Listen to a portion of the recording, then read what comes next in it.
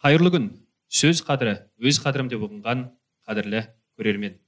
Біз бүгін үлкен қуаныш үстіндеміз. Қол созайық алыс жатқан жыр бетіне. Қош келдіңіздер, ұстаздар қауымы, біздің YouTube арнамыз Мұқағали әлеміне. Бүгін Мұқағали Мақатаев атындағы 140-ші гимназия үшін аса маңызды күн. Өйткені біздің бүгінгі күнімізді айшықтап тұрған оқиға Мұқағали әлемі деп аталатын газетіміздің оқырманға жол тартқан күні. Қадірлі Сәния Өскенбайқызы, өзіңіздің бағыт бағдарыңызбен, өзіңіздің тікелей нұсқауыңызбен Мұқағали Мақатаевтың 90 жылдық қарсаңында тамаша туынды қалың оқырманға жол тартып отыр. Ендеше осы бір Мұқағали Мақатаевтың шығармашылығымен байланысты Мақатаев әлемі деп аталатын тамаша бір туындыға өзіңіздің ақ жолтай ебіз тілегіңізді білдірсеңіз. Мұқағали әлемі деп аталуында да өте терең мән жатыр. Ақиқ ақынның есімімен аталатын мектебіміз биыл тәуелсіздікпен құрдас мектебімізге 30 жыл. Мұқағали Мақатаевқа 90 жыл. Яғни осы екі үлкен мерейлі қуанышымызға, тойымызға тарту ретінде Мұқағали әлемі газетінің шығуын дұрыс көрдік. Жалпы бұл газеттің шығуына үлкен септігін тигізген мектебіміздегі қазақ тілі мен әдебиеті кафедрасының ұстаздары. Сол кафедраның ұстаздарының ішінде жас ұстаз Бексұлтан Нұрланұлы осы газеттің редакторы. Ал енді кафедраның әдіс бірлестігінің жетекшісі Жазира Ақылбекқызы редактордың бірінші орынбасары және жас мұғалім Гүлбану Берікқызы газетіміздің редакторының екінші орынбасары.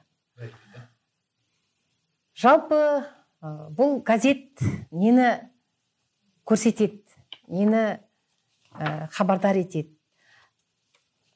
2500 баласы бар мектебіміздегі жаңалықтарды ата-аналар қауымы, шәкірттеріміз ай сайын әр айдың 25-інде шығып тұратын осы бір газет арқылы таныс болып отырса деген ниеттен туған туынды. Сәттілік тілеймін. Оқырманы көп болсын. Шәкірттеріміз өздерінің ойларын, туындыларын ұстаздарымыз осы газет бетіне жариялап, бір айда болып жатқан жаңалықтармен, мектебіміздің тыныс-тіршілігімен танысып отырайық дегім келеді. Рахмет, Сәния Өскенбайқызы. Турасында мұқаң біздің ұлы еді, бар әлемді сыйдырардай жүрегі. Ұлы ақын дүниеден өтсе де, өлеңдері мәңгі өмір сүреді. Жаңағы өзіңіз айтқан Мақатаев әлеміне қарап, мен ақын өлеңдері ғана емес, ақынның өнегелі өмір жолы да, оның дәріптеген қазақ үшін ойлы, зиялы пікірлері де қалың оқырманға жол тартады деп ойлаймын. Және Сәния Өскенбайқызы, мен бір керемет үндестікті байқап отырмын. Қандай десеңіз, әдетте ұстаздар қауымы біз оқу жылын 25 мамырмен аяқтауға дағдылап қалғанбыз. Өзі 25 мамырда бір қимастық болып, мектептің партасын қайтадан аңсап жататын сәт болады. Ал мынау бір жақсылыққа жол ашатын дүние екен. Неге? Өйткені дәл осы газет 25 қыркүйекте оқырманға жол тартып отыр. Бұл да бір керемет сәйкестік, үндестік деп ойлаймын. Өйткені 25 мамырда дабыл қаққан жүрек шіркін-ай мектеппен қоштасып жатырмыз ау десе, ал мынау бір жаңалықтың жаршысындай болып, жаңа оқу жылының бастауына ерекше бір леп әкелетін туынды деп ойлаймын. Және сіздің ақ батаңызды, тілегіңізді сіңірген газеттің ғұмыры ұзақ болады деп сенеміз. Рахмет. Газетіміздің бас редакторы Бексұлтан Нұрланұлы, жалпы өзіңізбен сұхбат барысында айтып едіңіз, бұл газеттің бастауы алғаш рет мектебімізде жарық көріп жатқан жоқ. Неге десеңіз, бұған дейін де біздің білікті ұстазымыз, қаламгер ұстазымыз Сафура Сәлембайқызы мектеп тынысы деген газетті жарыққа шығарған еді. Ал мынау бір сол тынысқа жаңаша бір дем беретіндей, жаңаша бір леп әкелетіндей туындыдай көрініп отыр. Және ақын атын иеленген мектептің дәл Мақатаев әлемі деп аталып, әр шәкірттің ойына ой қосып, әр шәкірттің мақалаларының жарық көріп, газет бетінде олардың да өз оқырманы қалыптасатындай дүние болады деп есептеймін. Ендеше газеттің қандай жаңашылдығы бар? иә, дұрыс айтасыз. Талай асу өткен, бел өткен, қу тіршілік пенделікті жіреткен, ақын аға, асқақ аға мінекей, есіміңді мәңгі етсек газетпен деп, Мұқағалидың мұрасы өшпесін, аты өшпесін деген ниетпен, осындай ізгі ниетімізбен мектеп басшысы Сәния Өскенбайқызының тікелей басшылығымен, Сафра Сәлімбайқызының қолдауымен және де ұлағатты ұстаздарымыздың демеуімен осындай газетті қалың оқырманға жол тартқызып, осындай туындыны бастап отырмыз. Жалпы газеттің мақсаты, ол Ахмет Байтұрсынов өзінің сөзінде айтады, ұлы бабамыз газет халықтың құлағы, көзі һәм тілі дейді. Яғни осы газет оқу арқылы ең алдымен оқушылардың сауатын ашуға, содан кейін ұстаздар менен оқушылардың шығармашылығын шыңдайтын алаң ретінде осы газетті таңдап отырмыз. Осы газетке жазу арқылы өздерінің суреттерін, шығармашылығын осы газет бетінде көрген оқушы ғана емес, оның ата-анасы да қуанады. Неге? Өйткені әрбір баласының жетістігіне тек қана ұстаз емес, үйде отырған ата-ана да қуанады ғой. Сол ата-аналар өздерінің, балам мында мақаласы шығыпты деп, оны өзі ғана көріп қоймайды, ағайын туысына бөліседі, таныстарына көрсетеді. Балада өзіне деген сенімділік пайда болады, шығармашылыққа деген ұмтылыс пайда болады.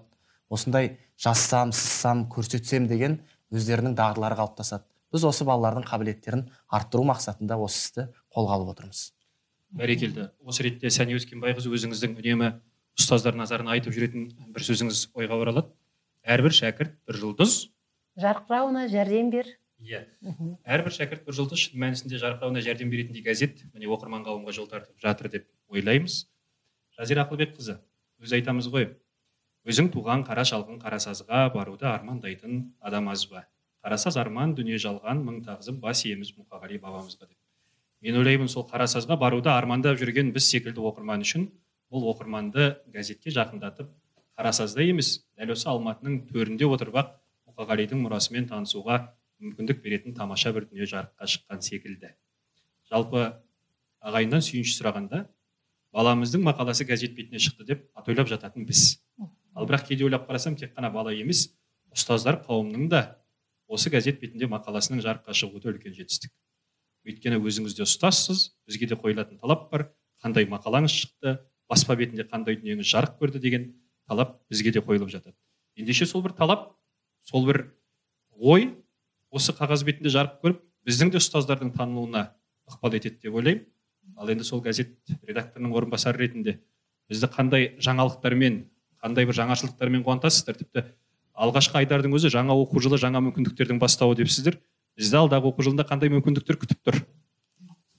Осы орайда айта кететін болсақ, келесі шығатын нөмірінде газеттің ұстаздарға және оқушыларға, жас қаламгерлерге арналған байқаулар ұйымдастырылған. Енді ол жерде тек қана баланың шығармашылығын шыңдау бағытында, бұл жерде сурет байқауы және эссе байқауы және жас ақындардың жыр мүшәйрасы байқауы алдыға өтетін мақсат етіп қойылып отыр. Біздің мектебімізде өте шығармашыл ұстаздар да, өте шығармашыл оқушылар да, ойы ұшқыр, білімі терең шәкірттеріміз де Аллаға шүкір көп, баршылық деп айта аламын. Осы ұстаздар мен шәкірттердің арасындағы байқау ары қарай да келесі нөмірлерінде де жалғасын табады деп ойлаймын. Бәрекелді. Осы жерде ой қосып өткім келеді. Осы бірінші қарашадан басталатын күзгі демалыс күндерінде барлық бірінші, екінші сынып ата-аналар жиналысы болып өтті. Барлық ата-аналарға хабардар етілді. Сол күзгі демалыс күндерінде ата-аналар арасында биыл мектепке келген табалдырық аттаған 330 шәкіртіміздің ата-аналар арасында Мұқағали өлеңдерінен жарыс өтеді. Сол жарысты да осы газет бетіне жариялап, ата-аналарымызды газетпен таныстырсақ деген ойымыз бар.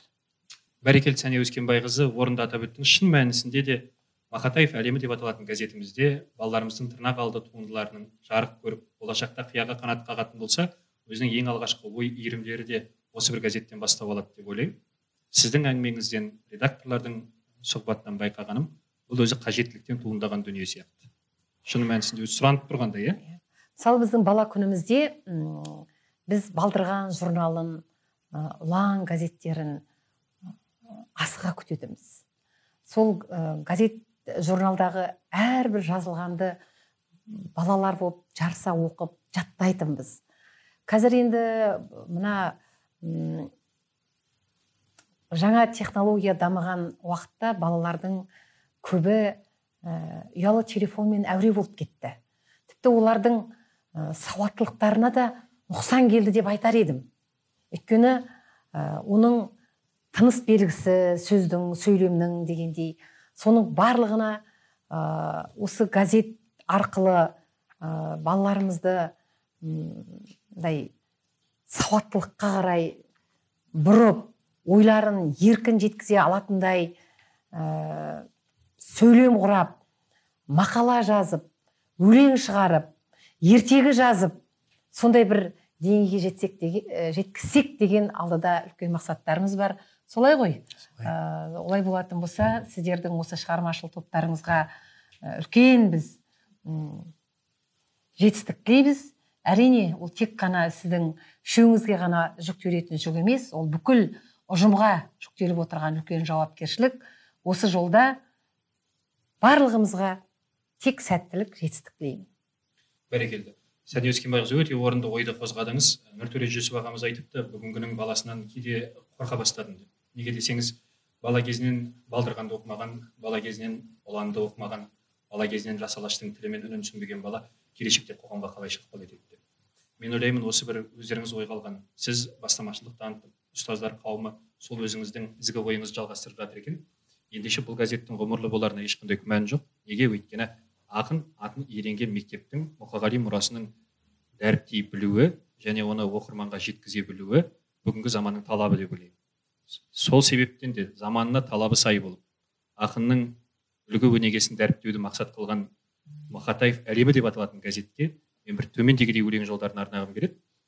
О адамдар, біргемін мен сендермен, ырысыңды еш нәрсемен теңгермеді. Сендер менің бақытымның бастауы, сендер менің дарыныма жел берген. Ендеше талай Мақатаев мектебінің баласының дарынына жел беретін Мақатаев әлемі өз оқырманын тауып, өз бақытын иеленсін. Біз соған тілекшіміз. Осы жерде тағы да бір айтып өтетін үлкен жағдай, бұл тек қана 140-шы гимназияның шәкірттеріне, ата-аналарына, ұстаздарына арналған газет емес. Төменде көрсетілген электронды поштаға қала мектептерінің оқушылары да өздерінің ой пікірлерін жазып, ортаға салып, ой бөлісулеріне болады.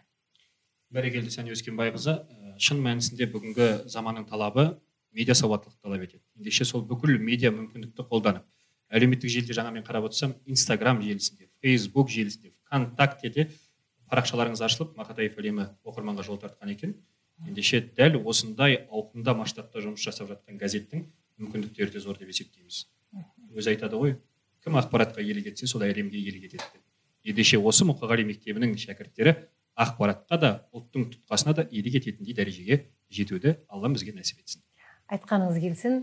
Және осы жерде тағы бір айтып өтетін дүние, мысалы ақпанның 9-ында ақынның туған күні дейміз. Жалпы бізде айлық өтеді. Жаңа жылда бастап 9-шы қаңтар мен 9-шы ақпан аралығында айлық өтеді. Ол жыл сайынғы үрдіс.